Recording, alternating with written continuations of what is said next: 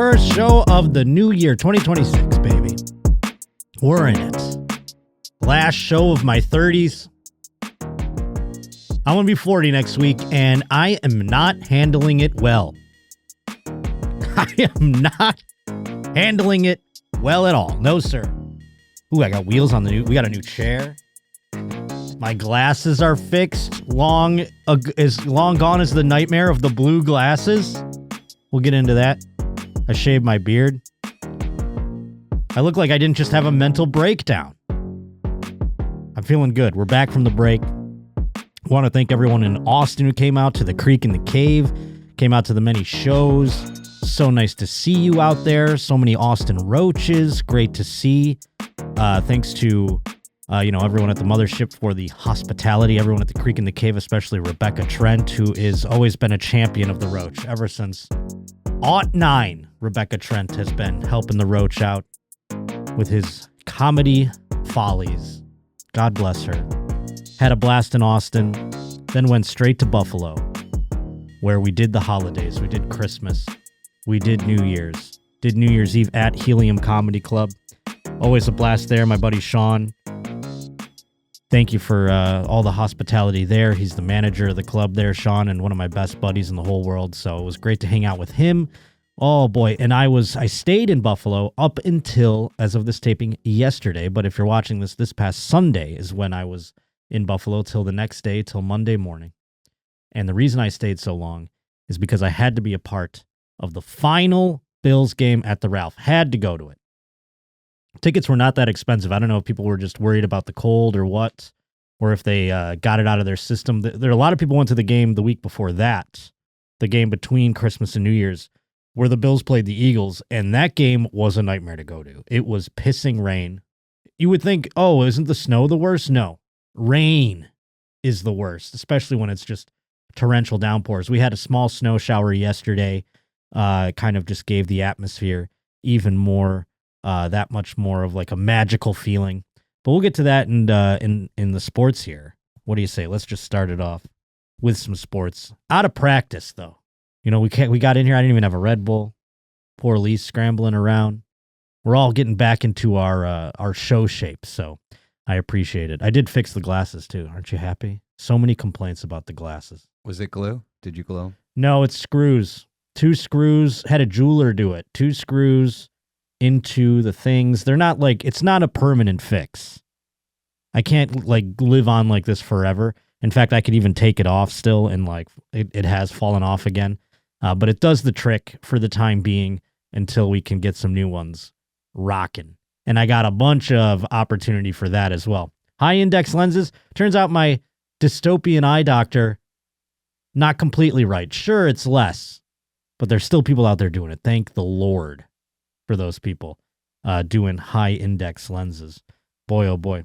Yeah, no, I mean, I wanted to not just gloss over the trip so much. I mean, hell, I haven't been in Los Angeles since we taped the New Year's episode, which was, full transparency, back on the 15th, I think is when we did it. Wow. And I have not been in LA since then. And it seems like a million years, I gotta tell you. Getting back today, I was like, oh, I'm so glad I like cleaned my apartment before I left. Because then I walked in, I was like, whose apartment is this? Good Lord. And I cleaned it right before I left. I remember being exhausted cleaning it and then being like, oh, I'm just going to leave now and not even get to enjoy this. Thank God I did that, because then coming back to a clean apartment is like, God, I'm living in this stranger's apartment for this whole time. But yeah, hung out with my dad, hung out with pretty much everybody in Buffalo. It was one of those trips where I was there long enough where I got everybody out of the way. No one's going to cry about this time around not seeing someone enough. And then in Austin, got to see all the old pals, got to run into all the old, the Tonys, the Rogans, the Tom Seguras, everybody, all the people that left here and went down there, got to run into them. So that was very exciting as well. Hell of a trip. Happy to be back. Happy to be back in the saddle for 2026. And though I don't have any gigs right now that are on schedule, we're getting some together. Still want you to go to thejoshpotter.com. Let me know where you'd like me to come in 2026. Got some agent roaches on some things. We got some things in the works, but I'd love to hear more about where the roach is in demand. So go to thejoshpotter.com and let me know. JoshPotterShow@gmail.com. That is where you can, of course, send in all your roach reportings, send in music the way Griff Parker did. That's the best way to go about it. Hell, just send in an email. We even just have one email today from Daniel Bowers that I wanted to read because I thought it was very funny and it sparked further thought into something, a theory that I had. So yeah, send in anything. JoshPotterShow@gmail.com. Continue to do it for 2026. You are the lifeblood of this show. Continue to use the old promo codes on the sponsors because that helps put some money in the roach's pocket. And I got to tell you, I need you more than ever. So spread the word out there and tell your friends and get them on board. And I got some plans for a Patreon here coming up in the next couple of weeks. So we'll keep you abreast of all of that. But I do appreciate you keeping with me here in 2026. And we're going to have a lot of fun. Let's get into the sports and look at some memories. Beep, beep, beep, beep, beep, beep, beep, beep, beep, beep, beep. Beep, beep, beep, beep, beep, beep, beep, beep, beep, beep, beep. Beep, beep, beep, beep, beep, beep, beep, beep. And I thought about, I didn't think about this at all. If I did, we would have it ready for you. But part of me wishes I pulled up memories from Ralph Wilson Stadium throughout the years. Because boy, oh boy, do I have so many memories. I have memories of working at games there in the press box. I have memories of just being simply a drunken college student. I remember the first time I went with my father. My father worked for Perkins, and he was a highfalutin guy at Perkins. Went from being just a general manager, offered the royals of regional management at one point. But I don't know, he sold enough stuff or whatever the hell a manager needs to do. His profit margins were wide enough that one time he got tickets to a Bills game, and I was never allowed to go to a Bills game. As a child, it's difficult to go to a Bills game in the 90s because it was reported to be drunken rowdiness, things that I'm accustomed to nowadays. Drunken rowdiness? Oh, you mean my sweet spot? Yeah, let's go. Oh, you mean where I thrive? Yeah, okay, I'll go to that. But as a child, your parents, they don't want it. And my father, he hated the atmosphere because it would be outside in the cold. You are in the elements. This is a day of camping, more or less, you have to think of.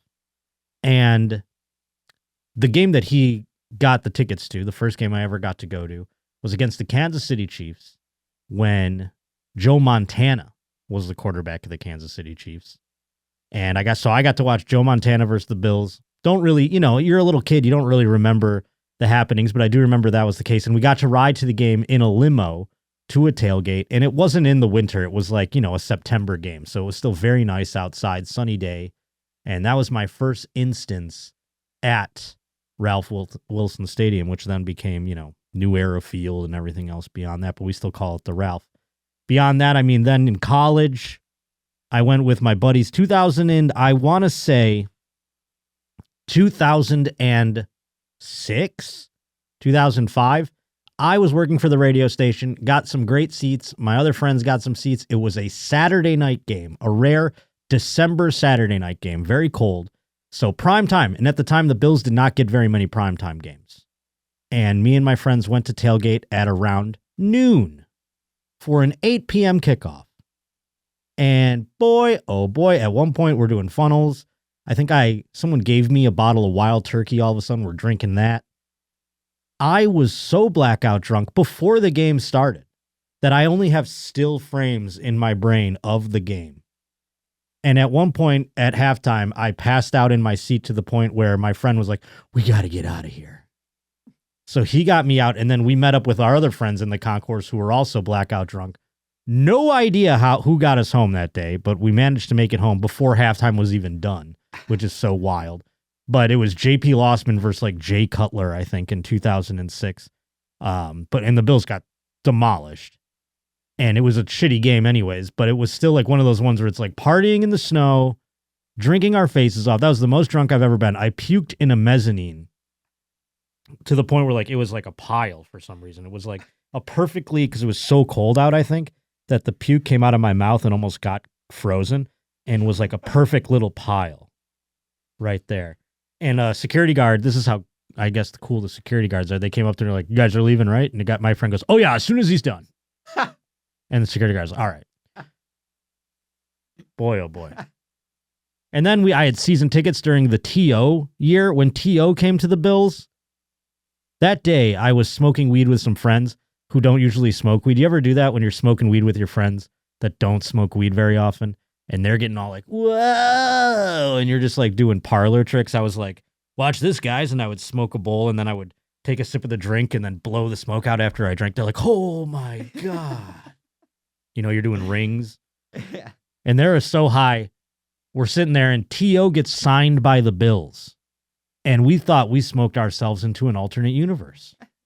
T.O. on the Bills, Terrell Owens, future Hall of Famer on the Bills. So we bought season tickets. And I think they cost, I think I split a seat with a guy and it cost me like $320 or something like that, which was like, might as well have been infinity dollars at that time. It was like crazy to me, and so I saw some shitty games during that season. Did get to watch T.O. have what was the longest touchdown reception in that stadium, 98 yards from Ryan Fitzpatrick, and had some good memories then as well. Fast forward, many couple of times I've gone there since I've moved here to L.A. Got to go with my cousin and his kid, and now his kid is like 7 feet taller than me and drives a car and probably fucks girls more than me. You know what I mean? That's how old the kid is now. Yeah. He's like 18 years old, 17, 18 years old. We went when he was like 12. Now he's like, what's up? I'll beat the shit out of you. He's a sweet kid, though. But it's just funny. I'm like, this kid could. That's all I kept saying about him. When I see him around Christmas, I'm like, this kid could beat the shit out of me.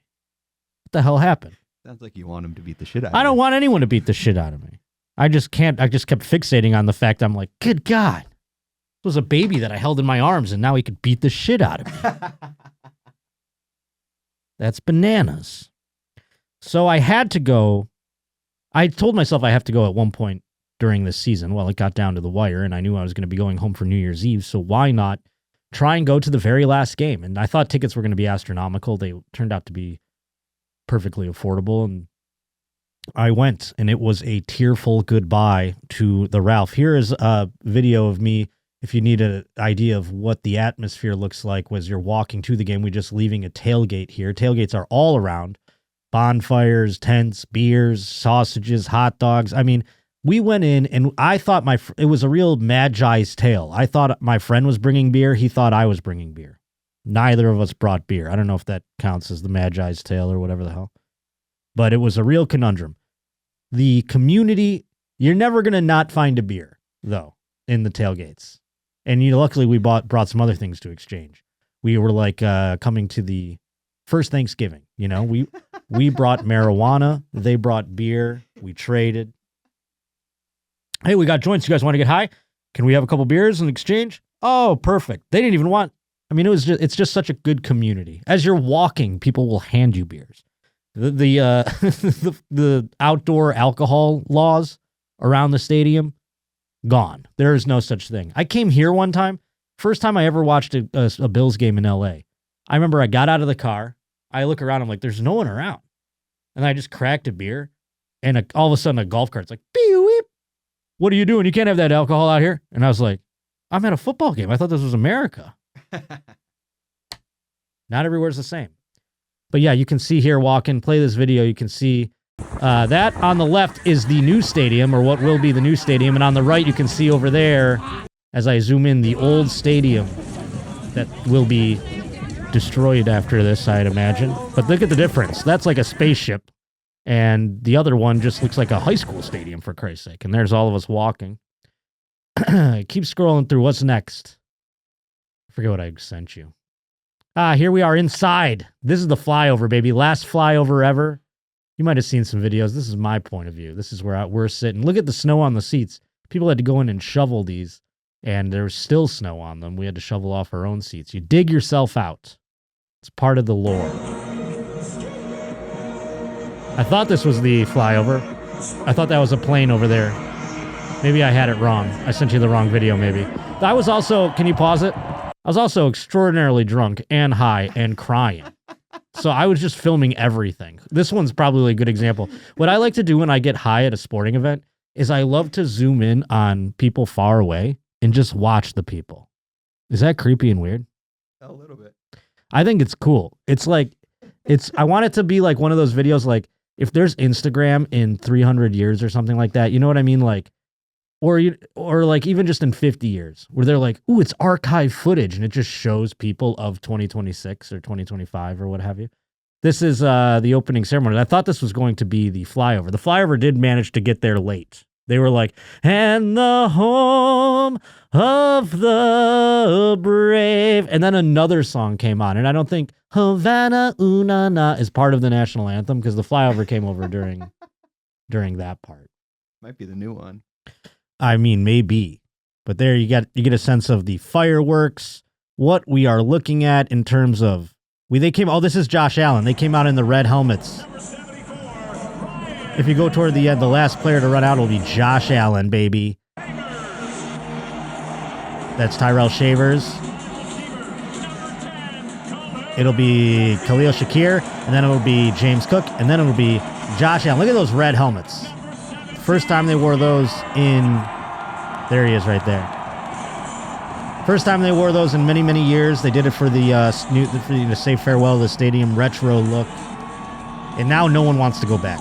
We should wear the red helmets in perpetuity. But there it is, folks. Keep scrolling. Go to the next bit. We got pictures now. I think I took a picture with... there we go. Last time eating chicken fingers on a garbage. There's us we put that little box. We found that box and put it on top. And then just stood there and ate our chicken tendies. Look good. Bucket of tendies. They were great. Great. They really doled out the food for the last hurrah, you know. And they did cut off alcohol earlier than they normally do. I noticed as well. But hey, I got my fill. It was actually nice not to be like blasted. I felt really mature. You know what I mean? That I wasn't blackout drunk leaving. You know? Stumbling over a pile of your own puke. Yes, puking in the mezzanine or something like that. I felt really good about myself that I went home and was of sound mind, you know, just a little buzzed up, you know, as you are. I actually did. My shoulder here is sore from doing this all day. I went home. I'm like, oh, why does my shoulder feel weird? It's because I was like this. I was literally standing like this throughout the game, holding a beer. It'll make you sore. You try and do it. Huh? I'm a gladiator. All right, next picture. There's me and my buddy Al. That's us at our seats. We're crying our brains out. And a shot of Fireball. Oh, that was the shot of fireballs? Oh, yeah. So we, when you get to wear big coats like that, sure, you can't sneak guns in, obviously. They'll get you for that, but they'll let you walk in with a couple fireballs. No one's going to bat an eye. So we popped one of those. We wanted to smoke a bowl in the stadium one last time. There is a memory of me during Monday Night Football. This is back when weed was extremely illegal, obviously. And it was Monday Night Football. It would have been 2009, I would think. Brady Quinn was the quarterback of the Cleveland Browns against, I forget who our quarterback would have been, Trent Edwards or something. Nevertheless, the game came down to a field goal in which we missed. And not only did we lose that game, but I lost my fantasy football game because of that kick. So I was depressed. And I just whipped out a bowl, me and my buddy Pete, up in the top rows and just ripped a bowl up in the top corner. It was awesome. It really was. I go, you know what? That was fun to do. No one's in the wintertime. You go like this. If you just breathe, it looks like you're taking a rip. You know what I mean? It looks like you're like, oh, it's just cold out. You can just do that. So when you're blowing weed, it's a little bit, but the security guards, they're not going to bother you. All right, go to the next one. There's me at the stadium. This is the end. We're saying our so longs. We're contemplating ripping the seats out from the ground, taking them with us. No one did that, by the way. No one ripped. I thought people were going to be taking the urinals, the trough urinal. Me and my buddy were joking that we're going to steal the cakes, the urinal cakes. See this urinal cake? It's from the Ralph. That would have been fun, but we were not drunk enough to do that. Next, there it is. This one, folks, this wall of honor, O.J. Simpson. Someone tells me that's going to get lost in the move. I don't think that one's making it to the new stadium necessarily. They're going to be like, wait, we have a name missing. I'm going to notice it right away. The first day they have a game there, I'm going to look around that ring, and I bet you we don't see OJ. If they put OJ up, props to them. Props to them. But I don't know that we are. And James Cook, actually, The first running back just was announced right after this game. James Cook is the first running back since O.J. Simpson for the Bills to receive the rushing title. So that's interesting. A little erase of history there for old O.J. But there he is right above. Look at there's like a box underneath it. Imagine just being like, oh, our box is under the O.J. Sign there. So yeah, I had to get one with O.J. Let's go to the next thing, whatever it is. Is there a next thing or no? I think that was it. Yeah. O.J., hey, again, that's something to keep your eye on for the final, or the first game at the new stadium, is if O.J. makes it over to the other side. But yes, an emotional day. Wonderful. I'm so honored that I feel like privileged and wonderful that I got to go to that. And I'm so happy. And if you went to it, you know what I'm talking about. It just is a special day. And everything, I'm turning 40. Everything's changing. I don't like it necessarily. What, you thought that person was puking or something? No, no, I was just by accident. But yeah, no, I'm looking forward to the new stadium, but nothing's going to replace the memories and just the vibes, the pure vibes of Ralph Wilson Stadium. So an honor to go. And, I'll be reeling for a few weeks after that. Today's Josh Potter Show is brought to us by Rocket Money. Oh my goodness, folks. I mean, have you ever had a moment where you realize you needed help getting your finances under control? Maybe it was like a bank statement comes to you and you go, where the heck is it going? I can't even fathom how it's gotten to this point. And it makes you just think to yourself, I need to fix this. Well, Rocket Money is a personal finance app that helps you find and cancel your unwanted subscriptions. Not only does it do that, it monitors your spending, and it could help you lower your bills so you can grow your savings.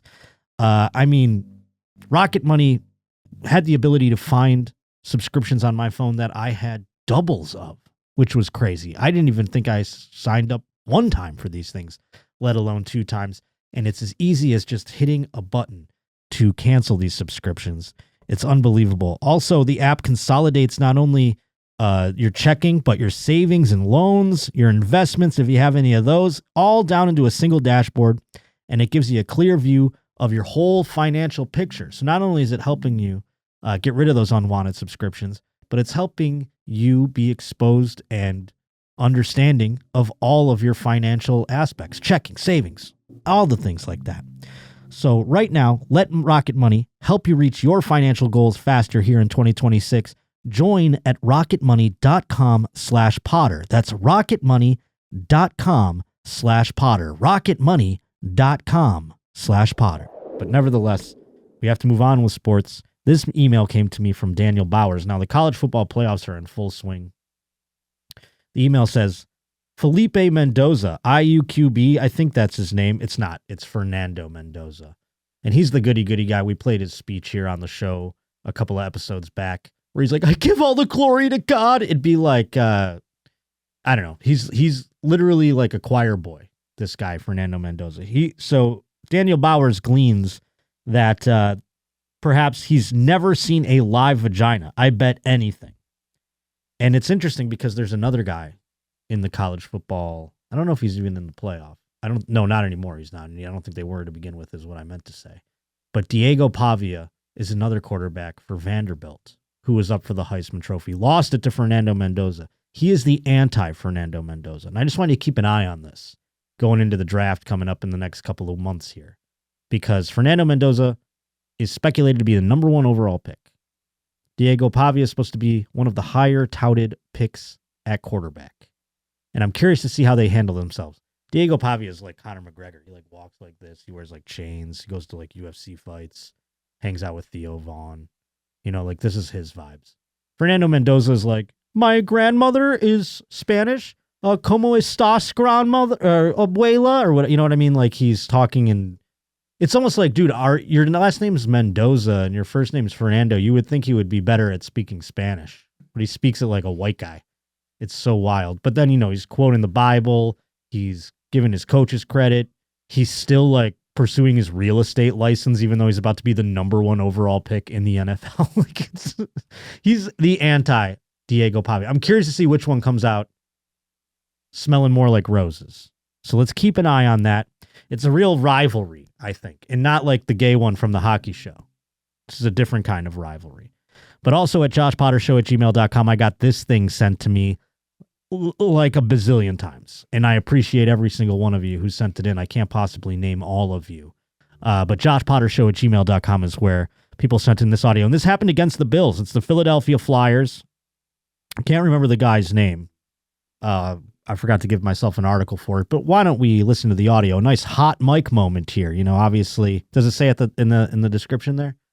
Listen, as Philadelphia Flyers radio host has been suspended after an inappropriate hot mic incident. So I don't want to spoil it. Let's listen to it. Doesn't give the guy's name in that profile. Sometimes the Flyers get a sense of urgency when they're playing from behind. Now they're going to take the TV timeout. We'll take it as well. 7 gone in the third. It's 3-2 Buffalo on the Philadelphia Flyers broadcast network. While you're down there, would you mind blowing me? I think we're still on the air, Tim. No, we're not, are we? Sometimes the... All right, so they cut that up because there were long periods of pause. And you get the network feed usually. When you're listening on, you know, as a part of the broadcast, you have an auxiliary feed, the network feed, before it goes out on the air feed. So you're hearing all the stuff that's going on. And so he's sitting down there. They go to break, and he does wait a while. The way that was chopped up was misleading, as if he just like said that right away. So he goes we're going to go to the TV timeout. We'll take it as well. 7 gone in the third. Here are the Flyers radio network. And that's when, as a board op, which I used to be, that's when you pod the guy down. You hear those magic words, the Flyers radio network. That's when you bring up the commercials. And so whomever was operating the board on this occasion did not bring up the commercials. In fact, left them on the air. And there was a bit, like, I want to say 20 seconds. You hear, I forget her name, Chelsea Corbetta, whomever the in-game host is for the Buffalo Sabres. You can hear her talking. She's an attractive lady. And I don't know if he was talking about her, because you hear her in the background saying, you know, we're down here and blah, blah, blah, blah. Or if he's talking about someone off mic, but then he says, while you're down there, why don't you blow me? I don't know if someone was around his feet, maybe rewiring his headphones or something. Lee's off, and Lee was just over here by my feet putting my charger, and I could have been, hey, Lee, while you're down there, why don't you blow me? We could have had a good LOL. But imagine that was on the air. For this show, I don't think it would matter. I don't think anyone would bat an eye, to be quite honest with you. But on the Flyers radio network, yeah. And then his color commentator guy is like, I think we're on the air still, Tim. Which also had a long pause after he goes, while you're down there, why don't you blow me? I like how he said it in his radio voice, too. Can we listen to it again before we get into the message?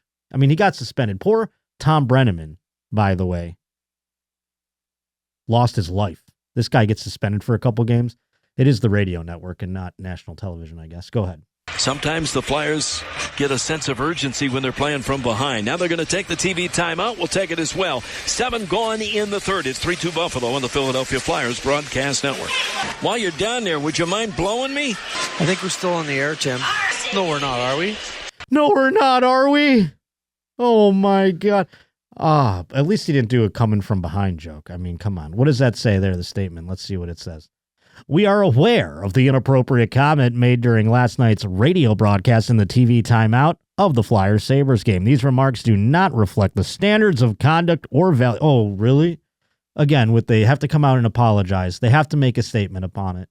Effective immediately, the Flyers, along with our radio partners, 97.5, The Fanatic. They've issued a 2-game suspension while we address the matter with all parties involved. We take the matter very seriously and sincerely apologize to our listeners, fans, and all affected by these comments. Who's affected? It didn't even swear. No, he just said blow me. He described a sex act, which oftentimes, in terms of radio broadcast in the FCC, a big no-no. Okay. Describing a sex act, I don't know, is blowing enough. This is something that I would have been a great litigator against the FCC. I would have been like, Your Honor, blowing me, that's where we'd get into the weeds a little bit. But blowing could have been like, you know, a leaf blower. LOL. I don't know. I don't think it's a very major one. He wasn't like, how about you give me some sloppy top down? You know what I mean? He could have made it way worse and said something very much more egregious. Again, not sure who he's even talking to. If it was Miss Corbetta, the in-game host that was speaking during the TV timeout, doing some games with people in their seats. I'm not sure. I don't think they've addressed that part of it. That's what I would have liked to have seen in the apology. It's a innocent old man joke. Exactly. And you hear those, if you're board opping a sports broadcast, if anyone out there, I don't have any idea, if there's anyone listening to this show or watching it that does this job, I don't even know if it exists anymore. I was thinking about it quite a bit because I was going to the Bills games and how I spent a season, 2 seasons, for every game running the board for the radio broadcast, for the affiliate, like an affiliate station. And this case here, the main board operator left them up. I'm not sure if it came across on the affiliates.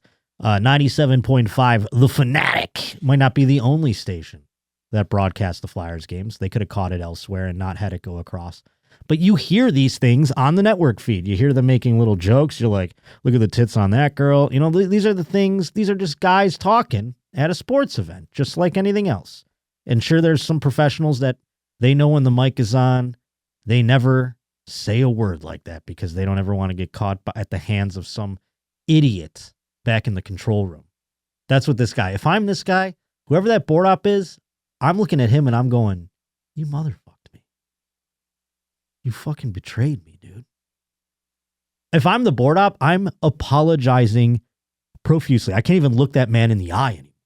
Are you kidding me? I just almost like ruined his livelihood. 2-game suspension. This guy got off so light. He almost got a vacation. I mean, I don't know if that's the state of hockey broadcasts at this moment. I don't know if that's the state of broadcasting on the radio in general, how many people are truly listening. And how, also, by the way, how many things it went out to, because I guarantee you on the internet that did not go out. The internet cuts off.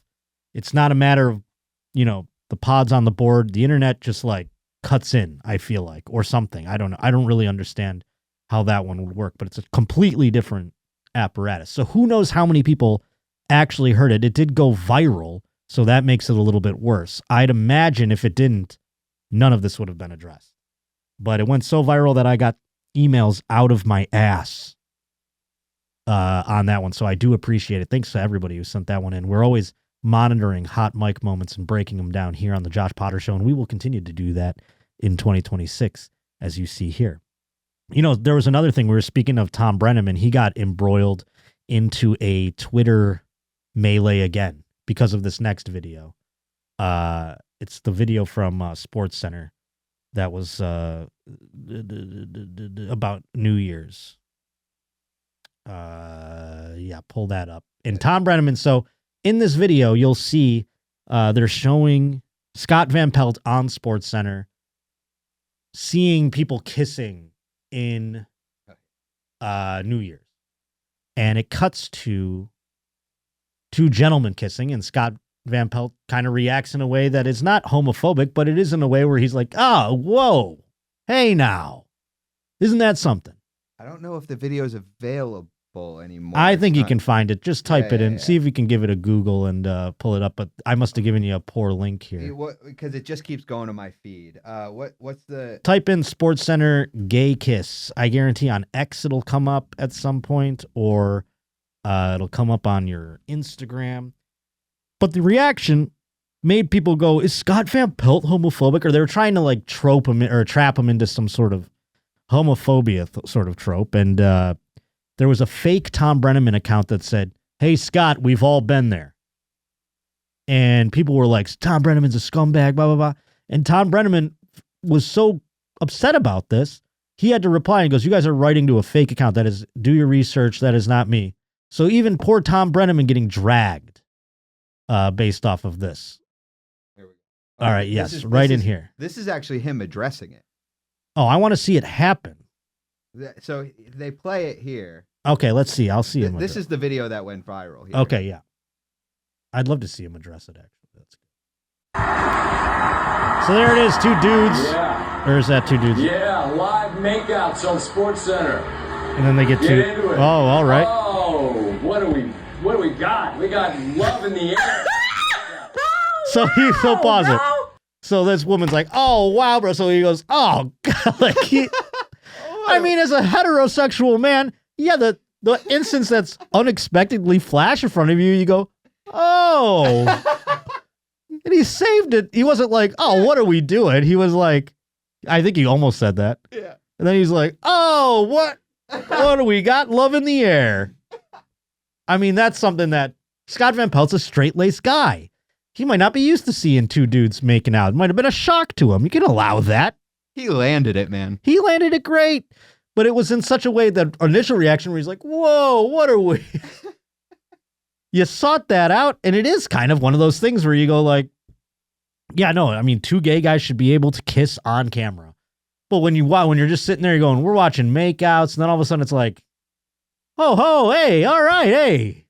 We got love in the air, baby, of all kinds here on ESPN. He did land it. And yeah, I mean, what did you want him to really do? I'm curious how he's going to address it here. Okay, what's up, guys? So ESPN, Scott Van Pelt. Okay. Ew. This is Go beyond it. Let's see. Does he make a speech? Or is it just, we'll see how ESPN handles? yeah, it's just voiceover. Oh my God. So let's watch it one more time.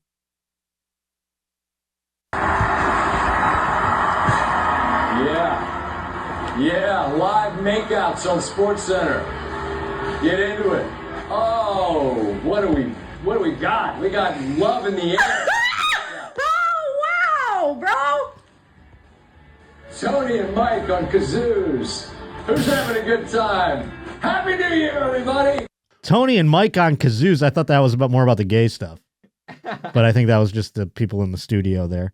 But yeah, no, I mean, he nailed it. It is one of those things though, where you just got to start wondering like, yeah, I mean, like he's not expecting to see such a thing. But I mean, at the end of the day, is it so wrong that there's two gay guys making out on SportsCenter? No, not at all. And I think he realized that. I don't think we should even go after, no one should go after straight-laced Scott Van Pelt. It's not like they're showing clips of that heated rivalry show where the hockey player's getting blown. That would be funny if they did that. If they were like, here we have clips from the Flyers Maple Leafs game, and it's just the guy blowing the other hockey player in heated rivalry. You guys watching that show? No. No.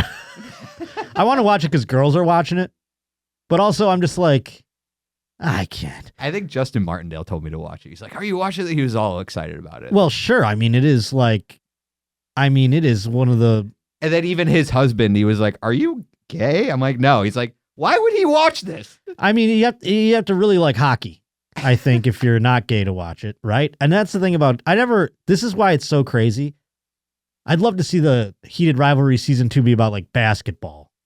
That would be funny, and see how black people handle that. But in terms of hockey players, that's the second most homophobic group, I would imagine. Because I don't think hockey players, I don't know, maybe some of them are gay that we don't know about, and they're doing it with each other. That would be cool.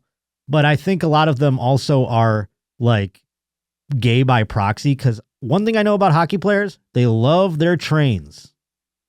And there's someone gay about a train to me. You know what I mean?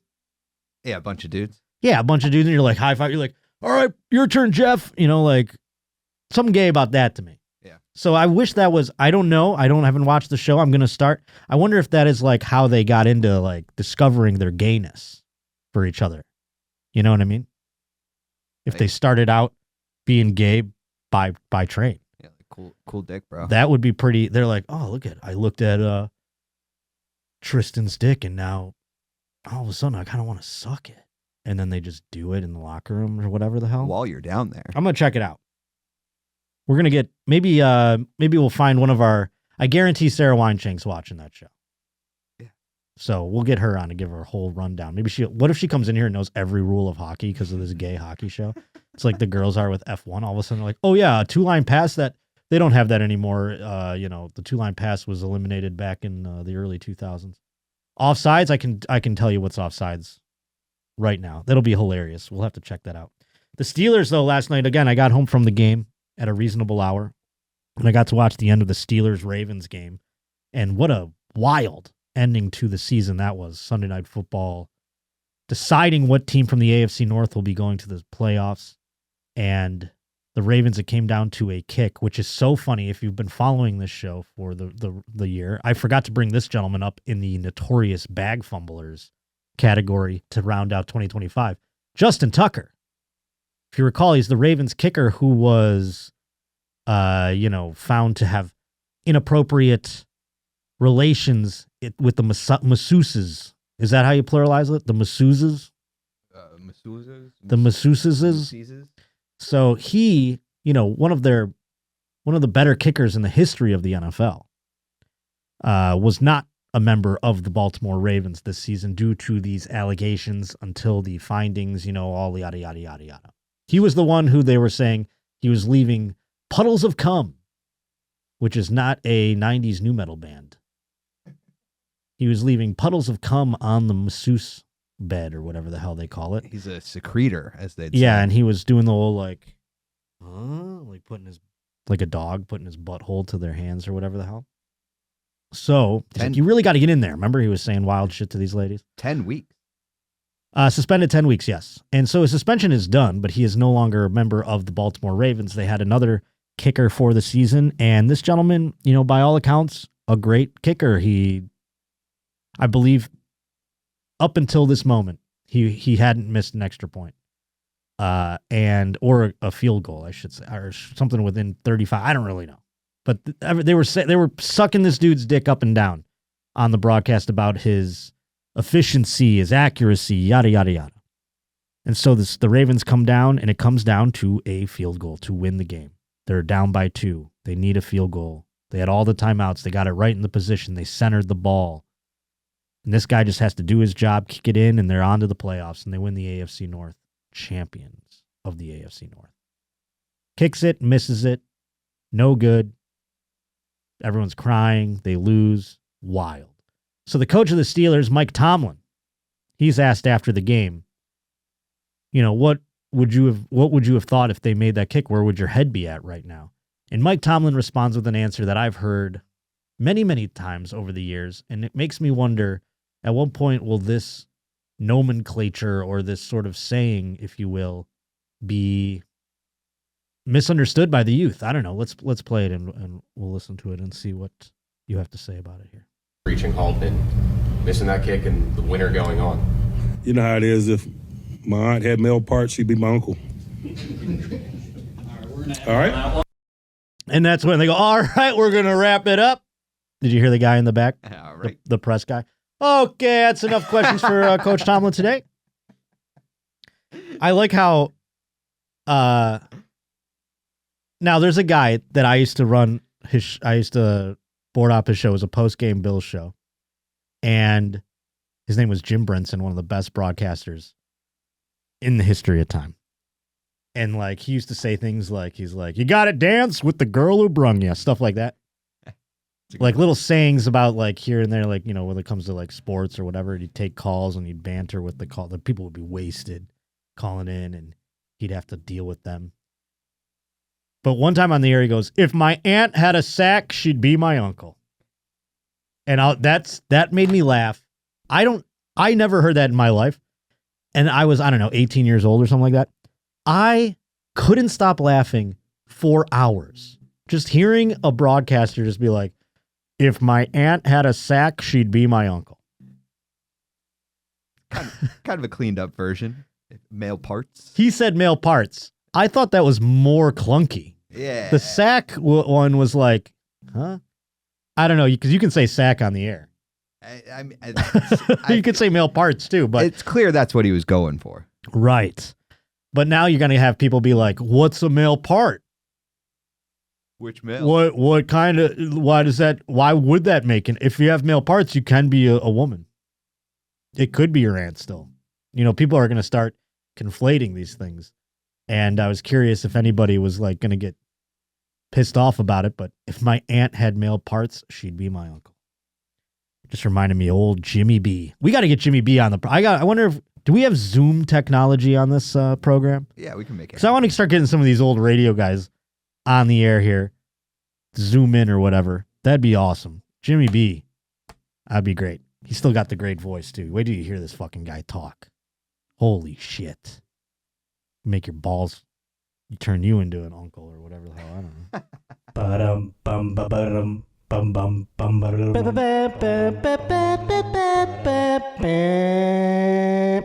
This story has made the rounds by this point, I'm sure. It happened a few days before our 2025 ended. Maybe it was a ball drop of its own, you know?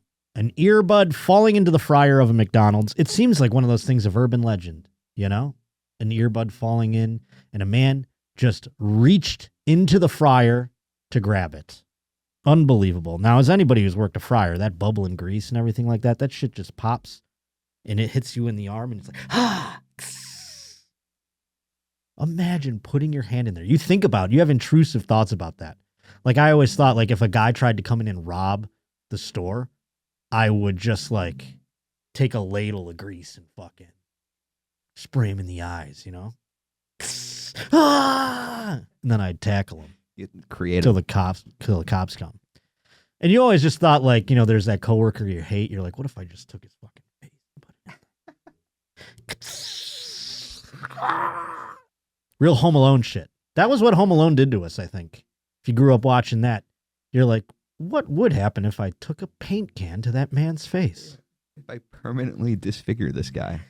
Oh, that SNL bit was great where they did with Ariana Grande as Kevin McAllister, and then the family comes home and all the traps are still up, the ones that didn't get used, and they just kills the family. That was so funny. But an employee at the Martins Ferry McDonald's reportedly suffered burns, you don't say, when an earbud fell into a vat of hot grease, and she reportedly reached in to retrieve it. I'm not going to lie, I thought it was a guy. You just read this story and you think guy, and maybe that's just me being conditioned that dudes are dum-dums. But this was a woman. Doesn't really help the narrative of the small brains. You know what it makes me think of is that guy that was asleep and lit a cigarette on the plane. Yes, where you just have that instinctual reaction. Yes. And it's like dropping it in the toilet or something. You don't want to reach your hand into shit and piss, but you just like instantly go, oh my God, you know, something to that effect. Exactly. You are correct. And maybe that's the case. But again, it is, I mean, boy, oh boy. I wish there were quotes from this person, because if that's the case, I would want to get out in front of it in the press. I would be like, listen, I'm not retarded. I understand what a vat of frying grease is. But it was just, it fell in and I just immediately was like, oh, I wasn't even thinking. And I did that. I would be like, get a reporter bedside right now.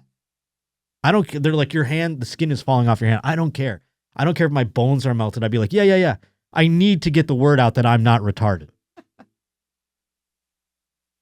They transported her to WVU Medicine Wheeling Hospital. Officials say it happened just before 4 p.m.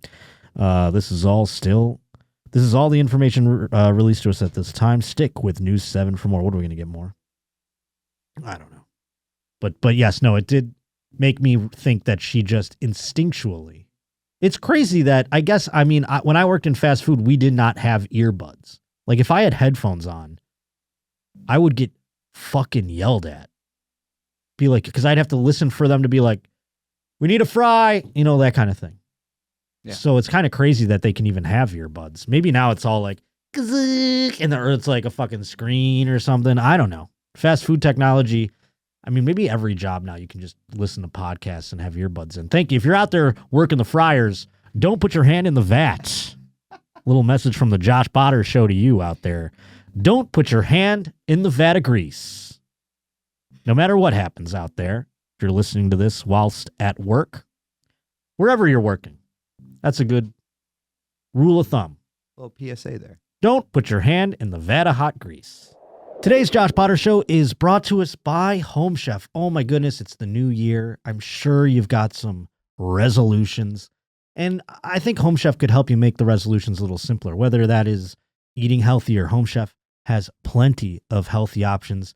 I don't even have to really discuss that with you, but they've got a ton of healthy options if that's the route you're going. For me, it's more simple. I want to save time. I don't want to be doing nonsense all the time. That includes grocery shopping, meal prep, cooking, cleanup. Home Chef is taking care of all of those things. It's helping me save time in ways I can't even express. And that's why it is rated number 1 by users of other meal kits.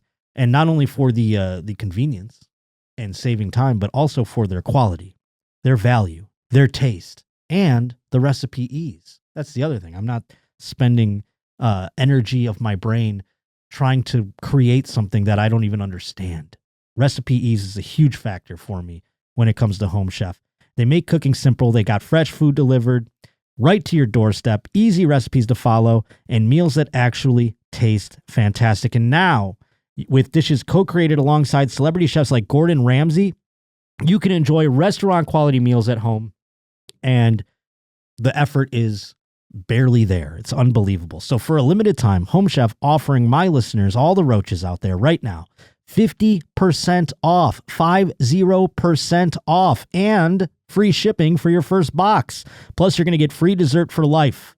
That's free dessert for life. Go to homechef.com/Potter, homechef.com/Potter, and you're going to get 50% off your first box and free dessert for life. It's homechef.com/Potter. Must be an active subscriber to receive free desserts. Next up, we have a woman who's not going to be listening to the show at work because she lost her job. Jefferson Nally sent this in. Christy Buchan, 34, claims parents would be surprised by how many classroom staff are anonymously flogging naked snaps online. Now, this is a British article, so they're going to say words that you go, what the hell? Like, for instance, they say at the top here, British teacher sacked for OnlyFans. And it took Jefferson Nally a minute to realize that that meant fired. Sacked means fired, evidently.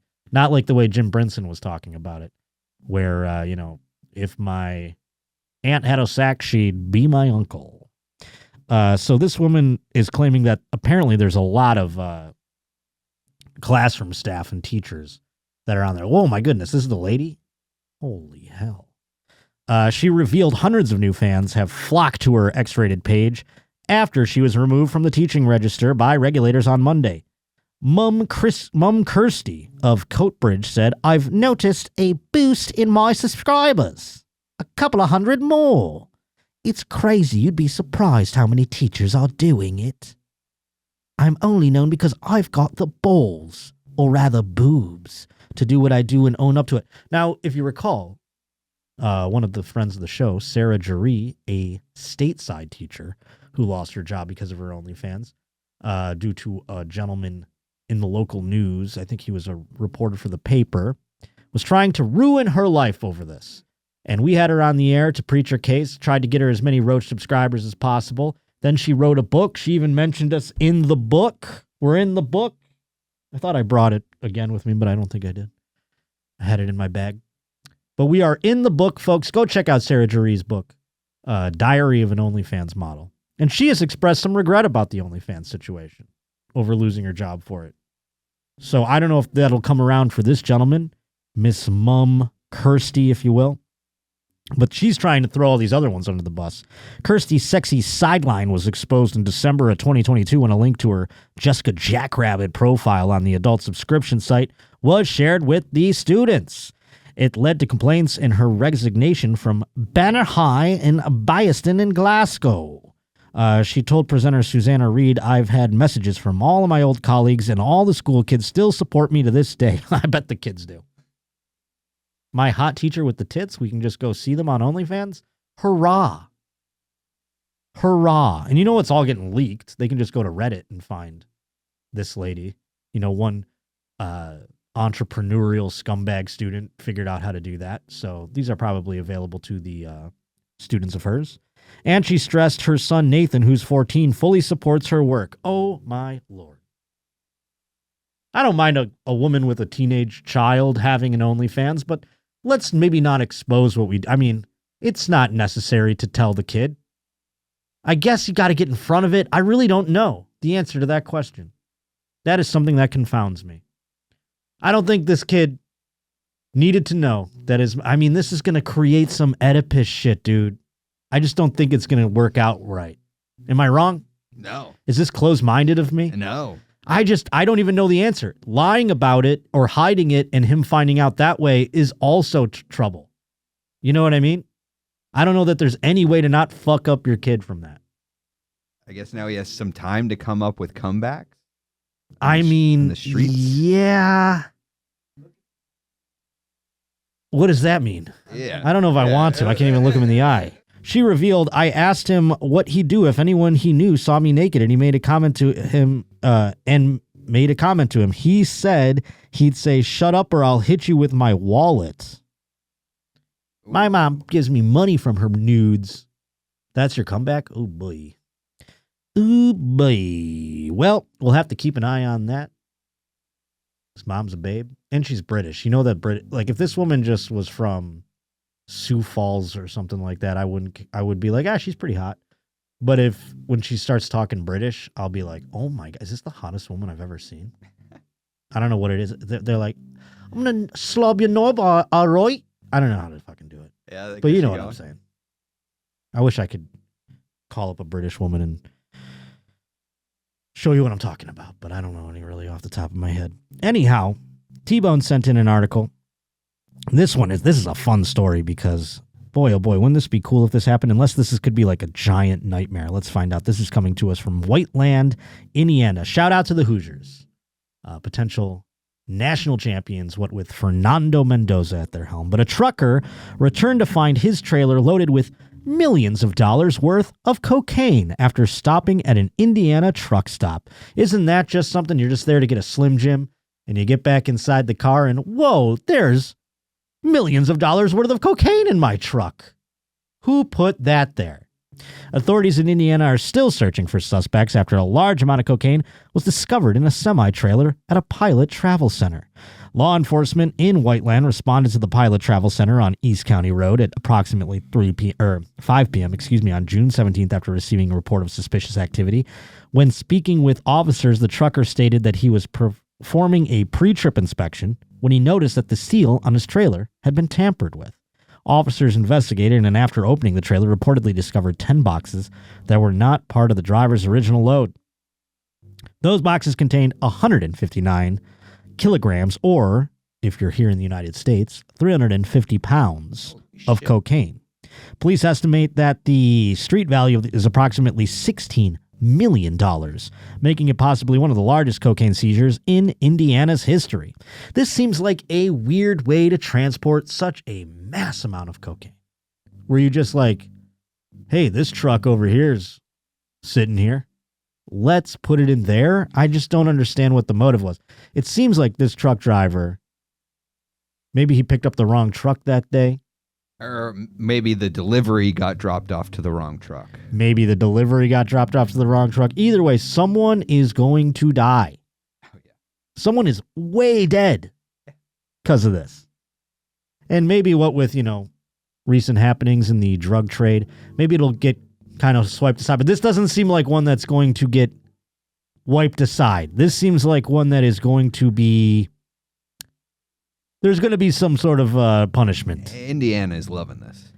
I mean, I don't think so. I think in Indiana, this is like a year's worth of cocaine for the state of Indiana. Do you know what I'm saying? Well, that's what I mean. This is incredible for them. They're going to prosecute this to high hell. They're going to... Oh, yeah. Well, the prosecutor, but the people who do... The poor guys who work at like a bank who just want to do some cocaine. Oh, no, they're fucked. People in Indiana who do cocaine are fucked. Yeah. This is like one of the big... They're like, God, now their sources are dry. They're all just like, and now I'm realizing I live in Indiana. No, I would love to live in Indiana personally. When I say that, I'm not shitting on you. I'm just saying some people out there who do cocaine probably get bored living in Indiana and think that there's greener pastures. They don't realize the heaven that they're in. I don't know. Do we have a video before we wrap up? I thought we had one with a video here. The next one has a video, the Code with a Child. The next few are videos. Oh, all right. How about we wrap things up with the one that Steve McD sent in. He is a Roach reporter who is sending something in for the very first time. Is this one got a video? I believe so. Because I would love to see a video about this one. Evidently a woman, she had a bad trip. Let's just put it that way. No, you picked the one that... I picked the one that doesn't have a video? Well, I'm going to do it anyways. This 37-year-old Claremont woman faces criminal charges after police found her hiding inside a clothes dryer after she allegedly fired a gun while hallucinating. Ooh, boy, what kind of bad trip was that? It's just like, you're stuck in the dryer. I remember there was like a girl that had a bad trip when we were doing shrooms one time, and she just had to go in the bedroom, and like in the darkness, she was freaking out, and I found her in the closet, like under a pile of clothes. And I was like, what is going on? This woman, imagine finding her in a fucking dryer with a gun. I believe I may have found a video. Let's see. Anyway, after one arrested now at after noon, a this is shooting at in noon. Claremont. This is at noon. This is like when old women are watching the news at noon. They're like, let's see what's going on. And then it goes, now at noon, we have a woman hallucinating in a dryer. Okay, go ahead. This is my neck of the woods here, dude. All right.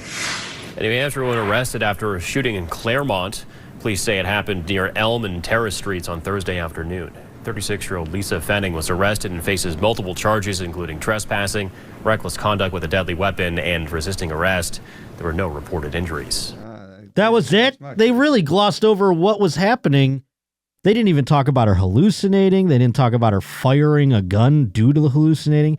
Police ultimately determined her husband was not home when Fenning, who police said appeared to be high on drugs, discharged the gun. No one was wounded during the afternoon when she fired it. But evidently, it took several officers to secure her inside the cab of a cruiser after the fact. There was a large police response involving multiple agencies, including New Hampshire Fish and Game. There's not much going on. They all came out. They're like, I don't know what this lady's on. She's in the dryer. She's got a gun. Get the Fish and Game unit out here. As reports came in from callers about a woman who had approached people claiming that her husband was trying to kill her. Well, that changes it. That's a tough hallucination right there. Fanning pleaded not guilty misdemeanor charges, but did not enter a plea to the felony charges, blah, blah, blah. The police response was complicated by miscommunication with a witness who called 911, erroneous assumptions about the location of her husband, and Fenning's own alleged manic and paranoid state of mind. That's why they got the Fish and Game people out there. They're like, she might have ate some bad fish. I don't know why. I still don't know why they would have come, even if she was just in a paranoid, manic state. Because his buddy's on a cop, and he's like, hey, you got to come and see this one. Hey, we're going to need Fish and Game out here. We're going to need to tranquilize this woman like she's a grizzly bear. That woman later police said they responded at 4:21 p.m. to call a woman who reported gunfire in the area of Elm and Spring Street. She described being approached by a woman who stated that her boyfriend was trying to kill her and had a large gun. That woman, later identified as Fenning, was located by a responding officer near 24 Elm Street on a snowbank with her dog. She appeared to be in distress and was holding a black pistol in her hand. That's tough when you just see a woman on a snowbank with a dog holding a pistol. Tough scene.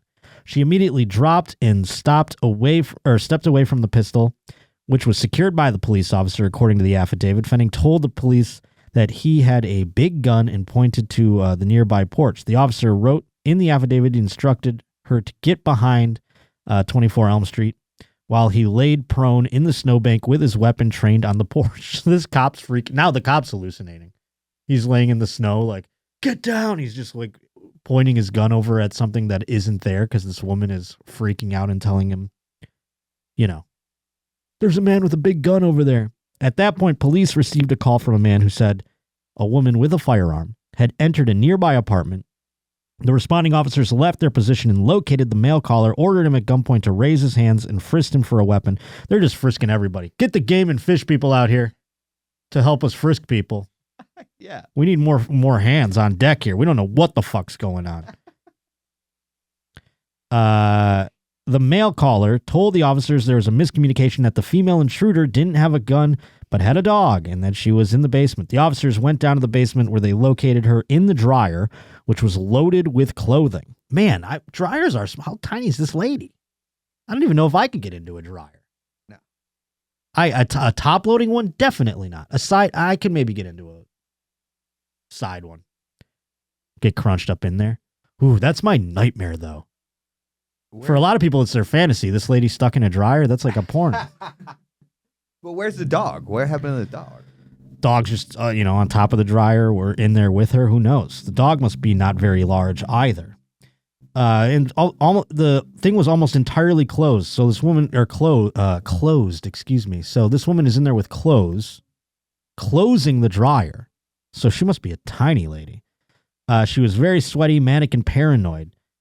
Told police her husband was trying to kill her. She said earlier she had fired 2 shots at her husband at the apartment on West Terrace Street, but that had not been, nothing had been struck. When the police attempted to get her to leave the basement for a safe location, she became hysterical and physically resisted, knocking things off shelves, forcing the officers to carry her body up the stairs while she kicked them. After she was secured in a cruiser, police returned to the West Terrace address under the impression that her husband was inside the residence and possibly wounded. I'm glad they waited. They're like, oh, there's a wounded guy in there. Let's get her out of here first before we go check that out. But when they reached the husband by phone, he said he was not at the residence when she fired the gun. Instead, he was at his mother's residence several blocks away. It was determined that the husband was not present when the shots were fired, further indicating that the woman was hallucinating. 4 firearms, a shotgun, 2 rifles, and a handgun that belonged to the couple were found by 2 police dogs.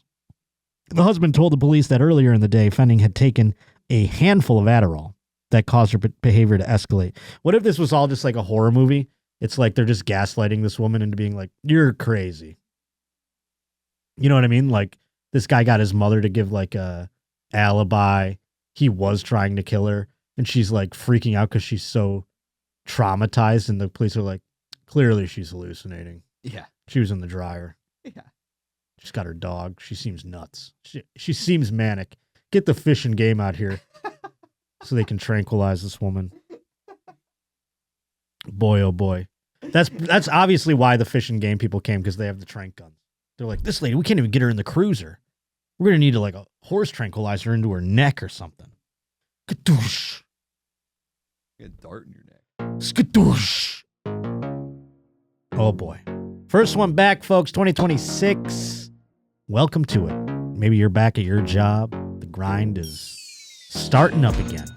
I do appreciate you making this a part of your day. Don't pick an earbud out of the hair, out of the grease. Don't do that. Don't reach your hand into a vat of grease today if you're at work and you're dealing with such things. Of course, we'll be back next week. I'll be 40. Woof. See how badly I handle that. Not looking forward to being 40. Nevertheless, I appreciate you coming back for the new year, 2026. Thank you to Alex. Thank you to Lee. Thank you to Bobby. Once again, we're going to keep it moving in 2026. Got some fun plans. Got some fun guests. Keep the things coming to JoshPotterShow@gmail.com. Keep going over to thejoshpotter.com. Let me know where you want me to come in 2026. Would love to hear from you. And other than that, hit up the Twitch. Patreon's coming. Support the Roach all you can. I need you. I love you. And I can't wait to see you next Wednesday here on The Josh Potter Show.